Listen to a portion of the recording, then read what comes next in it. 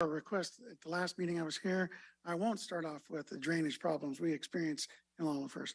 In fact, I'd just like to say that I'd like you to please cease, desist, and halt all plans for the second spillway. You guys are going to spend $250 million for a dam that's been doing very well. And I don't see the need in spending $250 million in that direction. Next item that I'd like to make a comment on is the Olive First drainage problem, which occurs every year. And since 1955, that's 67 years, Olive First has been waiting for curbs, gutters, and sidewalks. Mandy Tiber. Oh. Anyway, I don't believe there is any law that connects you building a sidewalk to a gutter or a curb. So the least expensive option there, there are three, and one would be the full-blown whole hog, $75 million, curbs, gutters, and sidewalks. Well, there appears to be quite a bit of resistance against that, even though pretty much every other neighborhood in the area has that. The least expensive, which was actually informed to me by our Public Works Director, Dan Peterson, would be just to clean the ditches out. Isn't that an amazing thing? Just maintaining what we have, which this county has not done for 67 years, except for a strip about a month ago, which somebody put a bunch of dirt in the ditch. I called Public Works, emailed you folks several times, and eventually it did get cleaned out. Okay, and that's like 20 feet versus, what was it, Mr. Supervisor, or water agency director? 25 miles. Okay, so basically cleaning out the ditches per Dan Peterson would cost about $500,000 to $1 million. Apparently this wasn't brought forward because people don't like short-term fixes. Well, what's short-term about waiting 67 years to have a curb, gutter, or my drains cleaned out? Now, I know it's going to cause a lot of heartburn with people who have seemingly become accustomed to using county property to park their vehicles on. I'm sorry. But if they go to the $10 million project, which Dan was speaking about, that would actually put in a pipe. It would put in a drain, and then he could asphalt it over, and people would have flat areas to park, as is expected in most developed neighborhoods. We don't have that. So again, I'd like to reiterate, we've been waiting 67 years. I don't feel this is a short-term fix. I think this is a 67 to 57 year overdue project. Just clean the ditches out. Why is it that government always likes to build something new, but not maintain it? My career is maintaining your airplane. If you were American Airlines, would you be happy if I told you that because it's got a flat tire, we got to buy a new airplane? Of course not. All you got to do is contract it out. If he doesn't have enough staff, fine, contract it out. $500,000, $1 million, get this squeaky wheel hinge oiled. Okay? Thank you and have a nice week. See you next Tuesday. Thank you, Mr. McWhorter. Okay, any additional public comment at this time? Don't see anyone in the room. Don't see any hands raised on Zoom. I did notice that Director Matthews has joined us.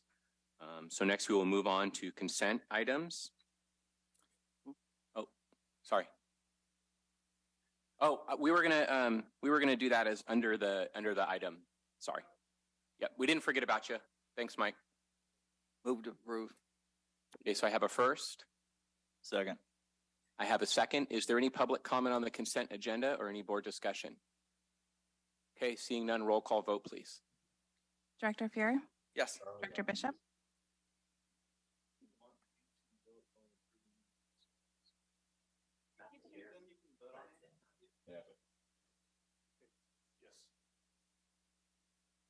Director Vasquez? Yes. Director Matthews? Yes. Director Bradford? Yes. Director Blazier? Yes. Director Messick? Yes. Okay, great. Next up is the first discussion item, item 2, election of officers, chair and vice chair. And before I turn it over to the clerk to proceed with this item. We're going to take public comment. So we have Mr. Mike Felice up.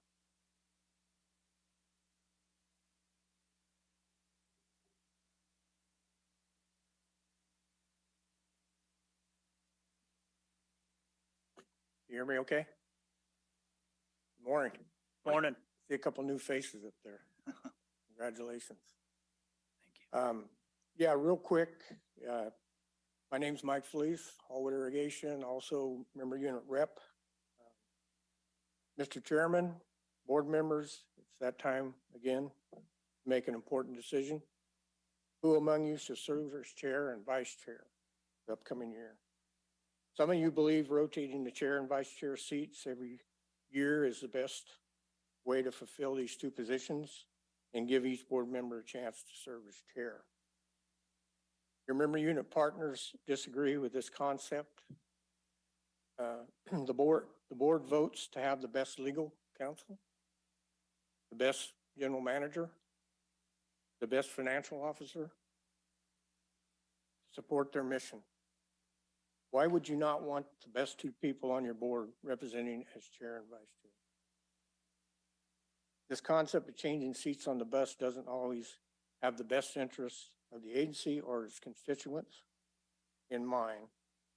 With the game on the line, wouldn't you rather have the best board member as your quarterback and the second best as your backup? Please don't get me wrong. Every board member's position on this board is important and very important to the member units and your member unit partners that you represent. You are the trustees of our water in Yuba County. Unfortunately, there are forces within our state that would like to do away with long-standing water rights and priority systems. The person you vote as chair today needs to have the ability to work with Yuba's general counsel, their manager, and staff, run meetings efficiently, set committees, and have excellent communication skills with all board members and the public, and most of all have the best interest of Yuba Water Agency in the forefront. The person you choose as chair today becomes the face of the agency. He serves you well in all arenas and situations from governor's office on down. Your vice chair needs to have these same qualities and needs to perform the chairman's duties seamlessly. On behalf of your Yuba Water Agency member unit partners, please take your time, weigh what each one of you bring to the table, and who best out of the 7 members can serve and lead Yuba Water Agency forward. Your vote is important. I thank you on behalf of your member. Thank you, Mike. Any additional public comment on this item? Okay, seeing none, I'll turn it over to Mandy to conduct the election. Okay, are there any nominations for the 2023 chair of the board? Through the chair, I'd like to nominate Gary Bradford as our chair for the upcoming 2023 year. Is there a second? Second the motion. Okay, I think I heard Director Matthews first. Second, yes. Okay, roll call vote. Director Matthews? Yes. Director Vasquez? Yes. Director Bishop? Yes. Director Bradford? Yes. Director Fuhr? Yes. Director Messick? Yes. Director Blazer? Yes. All right, motion passes. Director Bradford will be our chair for 2023. Great. Thank you, board. I appreciate the opportunity to serve you again for another year. Any nominations for the 2023 I vice would chair? like to nominate Don Blazer. I will second. Okay, roll call vote. Director Matthews? Yes.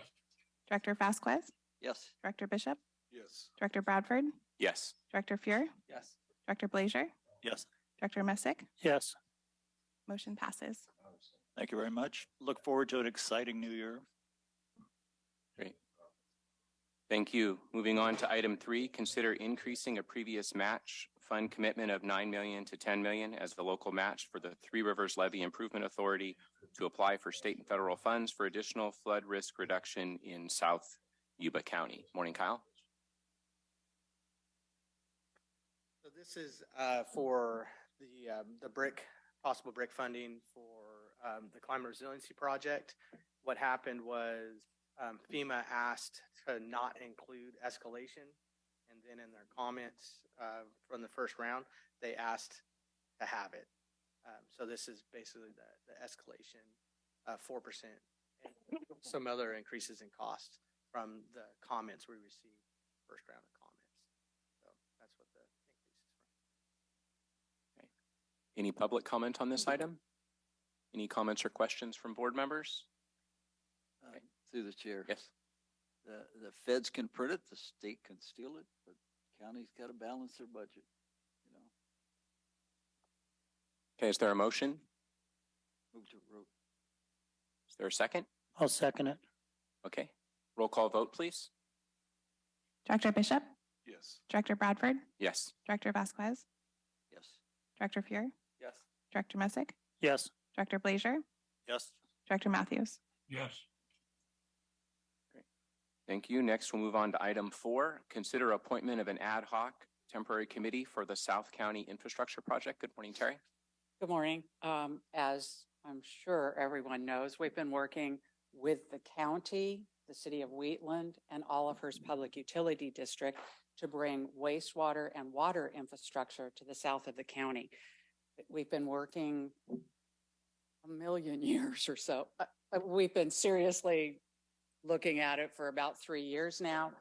And about 3 years ago, it was our board who approved the funding for the design and engineering for the project. There are basically 2 parts of the project.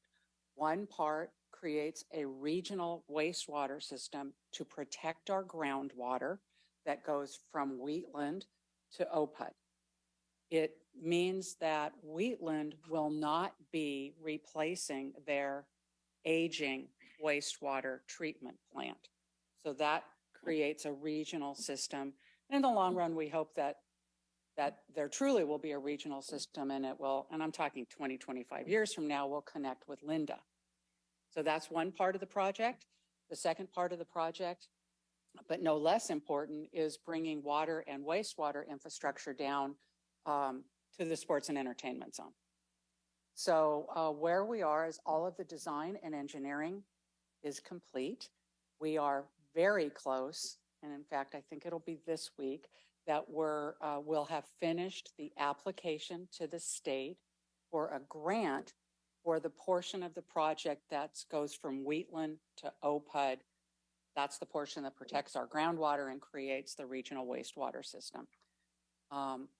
That at this point, with escalation and contingencies, is about $148 million.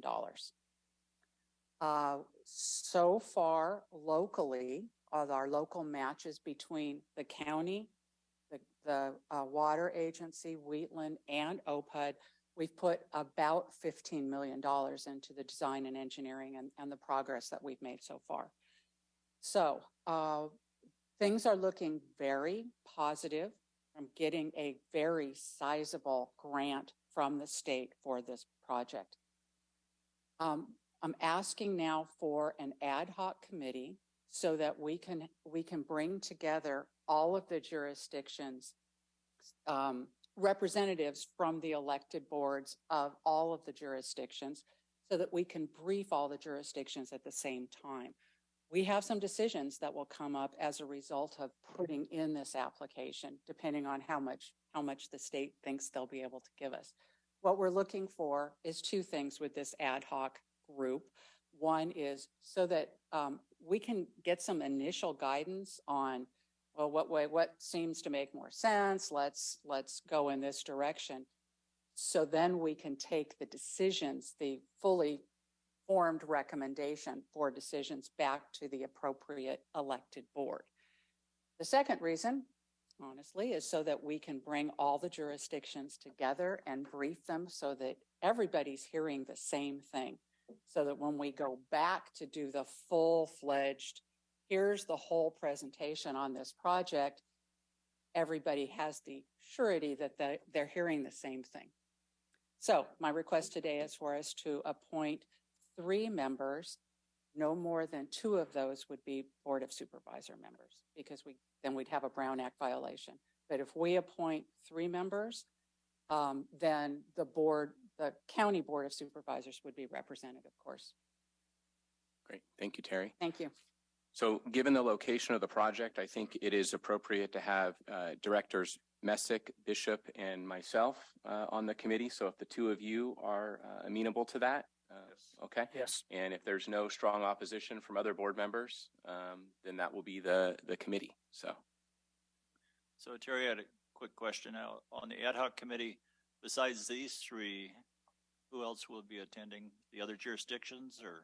Yes, we would have 2 city council members from Wheatland, 2 board members from OPUD, and then of course the county and the water agency would be represented by. Okay, thanks. do we need a motion? Okay. So we have a motion. And is there a second? Okay. Roll call vote, please. Director Bradford, Yes. Director Fear, Yes. Director Blazer, Yes. Director Matthews, Yes. Director Vasquez, Yes. Director Messick, Yes. Director Bishop. Yes. Motion. Okay. Thank you. Okay. With that, we will move on to manager's report. Well, good morning and welcome to 2023. Got a couple new board members here. Welcome to the board and great to see you guys. This is normally where I go through just you'll see my manager's report up there. I bring hard copies of those. Here's where I just kind of rattle through the table there and say that Bullard's Bar is in great shape. It's at 1,887 feet in elevation, has 671,000 acre feet. This week, it's a little bit different. We've experienced some major inflows the last few days, and we're going to experience some major inflow over the next several weeks. It's really kind of meaningless what we see on this table at this point. All I know is we're forecast to go from 1887, where we're at last night at midnight, to 1902, which is the crest of our spillway, sometime probably around Sunday. So we're going to be spilling New Bullard's Bar if all holds as forecast on Sunday. If you turn to page 4 of your manager's report, on the top of the page, you'll notice a map, and that's basically showing a textbook series of atmospheric rivers, or an atmospheric river, or an atmospheric river family. That term was just, I was just made aware of that term this morning, an atmospheric river family. But basically we're set up, this is the opposite of the ridiculous resilient ridge of high pressure that we get in drought years. This is the opposite of that. This is basically a funnel that funnels precipitation into the state. So the point here is we've experienced a bunch of inflow and precipitation, warm rains primarily, and over the next several weeks, we're likely to experience 3 or maybe 4 more atmospheric rivers. Marty Ralph, Dr. Marty Ralph from the Scripps Institute is who we partner with on studying these atmospheric rivers. They're going to be flying these atmospheric rivers like they have in past seasons, starting on Thursday, and studying the intensity and wind speeds and precipitation and location and duration and all that stuff. But Marty put out a little presentation yesterday on what he anticipates over the next several weeks. And I'm just going to read 3 bullet points from Marty's presentation. The next few days look to be very active for AR landfalls, and impacts could be substantial. The next one is poised to hit on January 4th and 5th, just as atmospheric river recon becomes active again. And there's another one on its heels around January 8th and 9th, and more possibly right beyond that. So that's your series or your family of atmospheric rivers. And the last bullet is, this is the type of situation that can ramp up to extreme impacts in the region if the onslaught of ARs continues. So here, we're going from drought to flood in a matter of days. And this isn't to like be dramatic or anything, but this is how 1997 events start. So I'm not saying we're going to have a 1997 event. You can look in your manager's report, and you can basically see that we're at an above average forecast. But that forecast is uncertain past this next first wave of atmospheric rivers. We don't know if it's going to be as intense as the last few, but we do know the storm door is open, basically. So this just lets you know that that's where we are, and we will obviously be setting up our forecast coordinated operations with the Army Corps, the National Weather Service, and DWR, where we'll very likely start having daily briefings with them, if not more frequent. And that's basically to coordinate our operations with Orville primarily. I'm going to stop there and see if there's any questions about the weather event, because John James is here. He's kind of our in-house atmospheric sciences guru. But if you have any questions about it, I'll stop here and see if you have any. I do have a question. Yep. So you say we're going to reach the spillway elevation Sunday. If we had the ARC spillway built, when would we hit that? So that's an excellent question. The ARC spillway is proposed to be constructed at an elevation of 1,870 and a half feet. Our current spillway has a crest of 1,902 feet. So that's 31 and a half foot spread. We're currently, or at least last night at midnight, we were at 1,887. So we're right in between the what would be the crest of the new spillway and the existing spillway. So we're perfectly set up to use the ARC spillway if we built it right now. So the question is, when would we use it? We very well, I mean, depending on the forecast and depending on the water control manual and all of the FERO forecast informed reservoir operation protocols that we are currently working on that would go with the ARC spillway, we could be using it as soon as today or tomorrow or Thursday or Friday, but definitely before the water hit the crest of the existing spillway at 1902. So sometime between now and Sunday, very likely today or tomorrow. And you know, the result of that is you're basically creating larger flood space in the reservoir to take on this series of atmospheric rivers. When you look at it from a water supply standpoint, we know there's so much snowpack, and we know there's so much precipitation coming. The risk to water supply is very minimal. And I saw on the news this morning that they're releasing water out of Folsom. Are they using their lower spillway, do you know? Or? Yes, they are. Yep.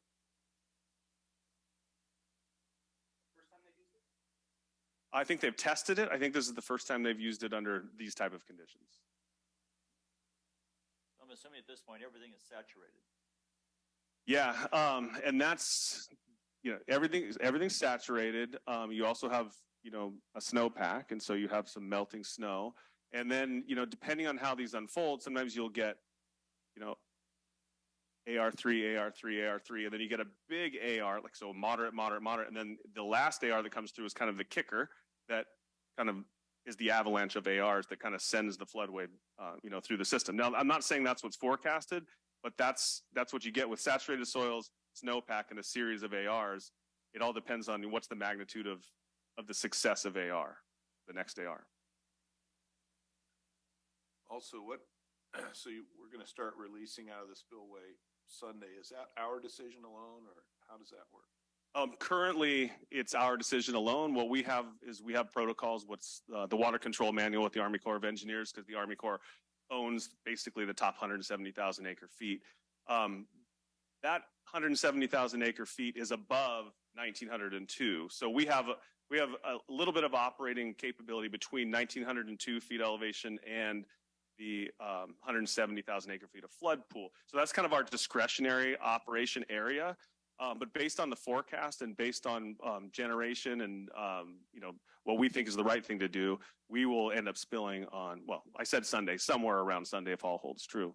But this is kind of the discretionary operation. But we still coordinate with the Army Corps and the National Weather Service at DWR. And one minor point to that, on Saturday, we ramped up Colgate to full load. We basically, every day we've been getting these forecasts. We saw that these series of ARs were getting more intense and that we were going to probably end up spilling New Bullard's Bar. So the whole point there is, well, if you're going to release the water, you might as well release as much of it through the powerhouse as you possibly can. So we ramped up both Colgate units, which are online. So we've been full flow at Colgate 1 and 2 since Saturday. Any other questions? Okay, so that's really kind of the fun part of this manager's report. The rest of it is a little bit routine. All our units are online and operating except for Narrows 1. You'll remember the last manager's report I gave. Narrows 1 tripped offline in early December. I was made aware from the crew this morning that we thought it was a PG&E transmission line relay, but in fact, our generator, we think, caused the PG&E line relay. We basically, I'll keep it really simple. From the generator to PG&E's transmission line, we own a cable. We own a conductor. That conductor failed, It's an 80-year-old conductor. It's original equipment. It's got asbestos conduit and likely has asbestos sheathing. So we're looking to procure new conductor. We're looking to procure new connections, and we're looking to procure the material to repair the conduit. It's basically just aged out. It just failed based on age. Conductors like this are something you don't anticipate. Well, you do anticipate replacing as part of your maintenance cycle, but it's not high on the list. You look at kind of wear parts like breakers and brushes and changing the oil. It's not a hard part by any means, like a concrete foundation, but it's somewhere in between, a wear part and a hard part. It wasn't on our radar, as far as I know, to replace as part of a capital investment program, but it obviously will be now. We have a meeting this afternoon to determine exactly, what we replace and how deep we go. But our goal is to get Narrows 1 back online. We have a little bit of lost generation revenue in that right now, because Englebright's spilling, we could be running both Narrows 1 and Narrows 2 at full load, and right now Narrows 1's offline. Like I said, the other units are online. Englebright is spilling. Narrows 2 is at full load, basically 3,500 CFS, right around 55 megawatts. There were some incidents over the weekend with some boat on Bullards partially sinking, and our crew went out and helped with that. And we're also continuing with our robotic total station project in New Bullards Bar for the new directors. This is a project where we're setting up a robotic total station, basically a robotic surveying piece of equipment that'll monitor the dam and the survey of the dam 24/7. This is something where annually we would have surveyors go out and shoot the targets on the dam and see where the dam is and how it's settling and how it's deflecting. We'll now have a robotic total station that's basically doing that 24/7. So we're moving forward with that project.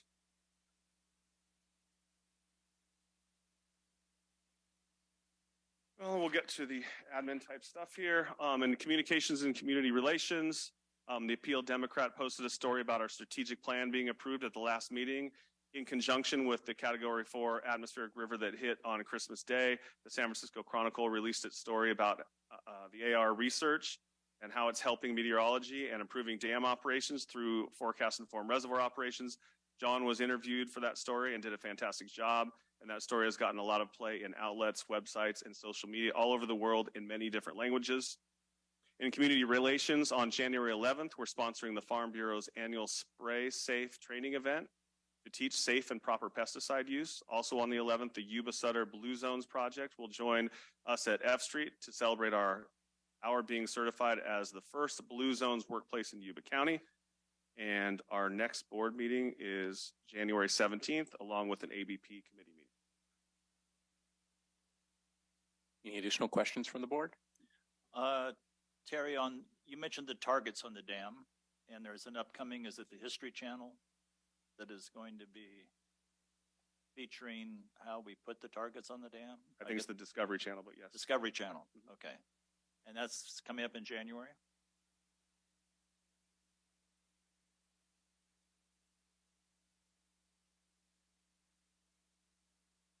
It's in your last manager's report if you still have it, but if not, we'll get it to you. Oh, I keep them. Okay, thanks. Okay, so next we will move on to board member director reports. So Director Matthews, we'll start with you. Nothing to report. Okay, thank you. Director Vasquez. I'd like to welcome the 2 new members and looking forward to having a Thank you. great year. Director Blazer. I'm going to mention an upcoming event. Most of these big events take about a year in the planning, but this is going to be the first week in October called Farm Fest. Some of you might already be aware of it, but Sapphire Marketing Group is handling it. It's going to be I'm hoping the quality of the old prune festival, although it's not focused on one crop, it's focused on all the crops in the 2 counties and everything related to all the crops, including farm machinery and all the information that is related, which is basically everything. Now, all these crops are dependent on water. So the agency, if not contacted yet, will be contacted on what we can do to promote the water education. That's first weekend in October. And it'll be on the Yuba County side of the river. Thank you. Director Fuhr? In reference to our citizen who commented about drainage in Olivehurst, we did have flooding again from these storms, and he is not alone. I have voicemails from others who similarly are suffering because we don't have sufficient drainage in Olivehurst. So to deal with flooding that is actually happening currently and harming people, I would love to see us allocate even more towards some of the solutions that were mentioned. Thank you. Director Messick? I don't have any comments. Okay. Director Bishop? I just wanted to say I appreciate, since being elected, all the staff that I've met has been very welcoming and professional, and I'm just looking forward to being part of this team. Great. Thank you. I just wanted to say thanks again to the board for trusting me to serve as chair for 2023. I appreciate that and look forward to it. And I also want to welcome our two new directors, and I look forward to working with both of you on this board. So, and with that, we will adjourn the meeting. Recording stopped. We don't have anything until noon.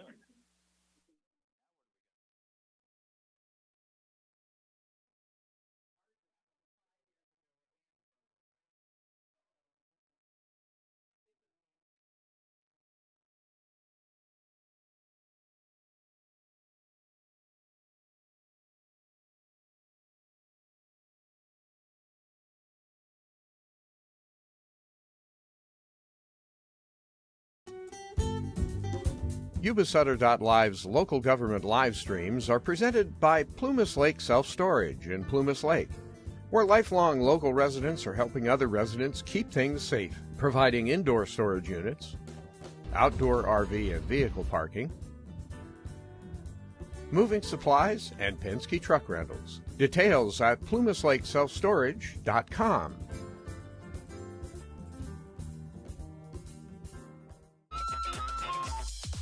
Skip's Marysville Music Cafe, with lessons, in person and personalized.